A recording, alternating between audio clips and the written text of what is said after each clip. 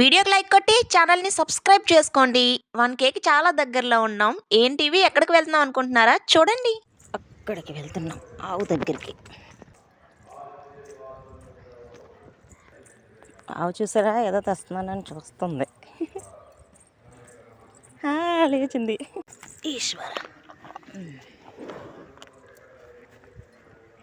అయిపోయింది. గోమాతకు దండం పెట్టేసుకొని తింటూనే ఆ తల్లి ఆశీర్వాదం కూడా మనకి లభించింది.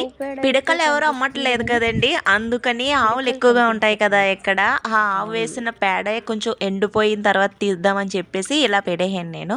అవే ఇప్పుడు తీసుకుని వెళ్తున్నాను, ఎందుకంటే రథసప్తమికి ఆవు పేడ పిడకలతో మనం పాలు పొంగించి పరవన్నం చేయాలి కదా, దాని గురించి అనమాట.